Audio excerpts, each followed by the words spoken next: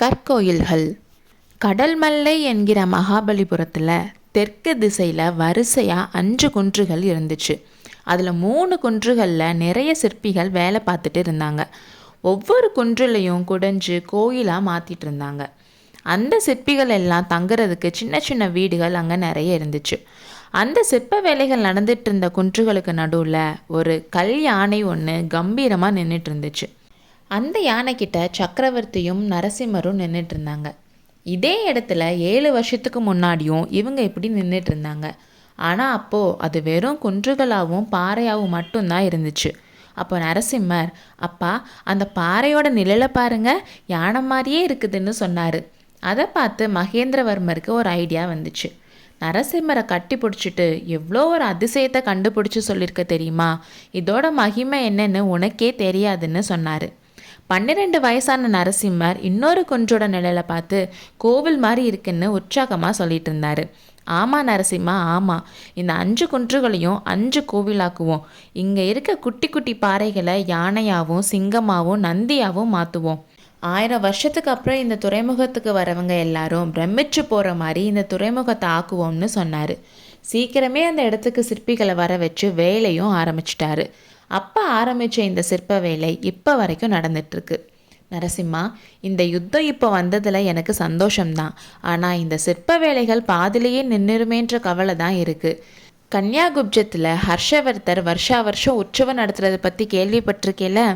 தெரியுமாப்பா, சிவபெருமானுக்கும் சூரிய நாராயணருக்கும் புத்தருக்கும் 3 கோயில் கட்டியிருக்காரு. அந்த 3 கோயில்லையும் உற்சவம் நடக்கும்போது 3 மதத்தை சேர்ந்தவங்களும் ஒரே நேரத்தில் உற்சவம் கொண்டாடுறாங்கன்னு கேள்விப்பட்டிருக்கேன். மாமல்லா, ஹர்ஷவர்த்தர் நம்ம பல்லவ சாம்ராஜ்யத்தை விட எவ்வளவோ பெரிய சாம்ராஜ்யத்தை ஆள்றாரு. அவருடைய செல்வமும் புகழும் நம்மளை விட எவ்வளவோ பெருசு. நான் நினைக்கிறது மட்டும் நடந்துருச்சுன்னா ஹர்ஷர் மட்டும் இல்லை, எந்த அரசனுக்கும் கிடைக்காத பேர் பல்லவ குலத்துக்கு கிடைக்கும். ஹர்ஷர் கட்டியிருக்க கோயில்கள் செங்கல்லையும் மரத்துலையும் ஆனது.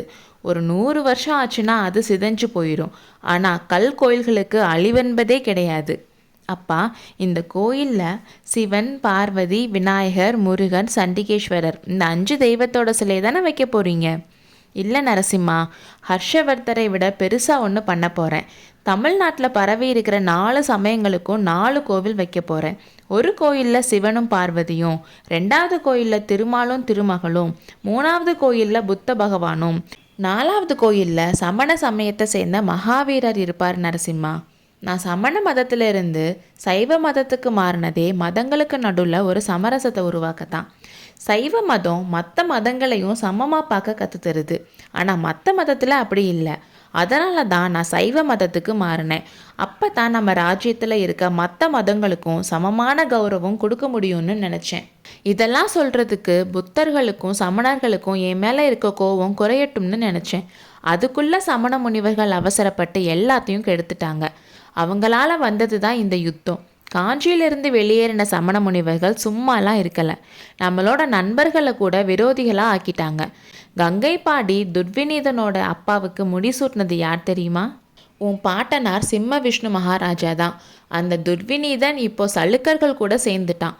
புலிகேசியோட படையில் ஜைன மகாகவி ரவிகீர்த்தியும் துர்விநீதனுடைய குரு பூஜ்ய பாதரும் இருக்காங்களாம். பற்றே இல்லாத முனிவர்கள், அதுலேயும் கொல்லாமை விரதம் இருக்க சமண குருக்கள் போர்க்களத்துக்கு வராங்கன்னா என் மேலே எவ்வளோ வெறுப்பு வந்திருக்கணும். அதை பற்றி என்ன கவலையப்பா? எவ்வளோ பேர்னாலும் எதிர்த்து வரட்டும். சிவனோட அருளாலும் திருமாலோட கிருபையாலும் வெற்றி நமக்கு தான். வெற்றி தோல்வி பற்றிலாம் எனக்கு கவலை இல்லை நரசிம்மா. என்னோட நோக்கத்துக்கு தடங்கள் வந்துருச்சேன்னு தான் வருத்தப்படுறேன்னு சொன்னார்.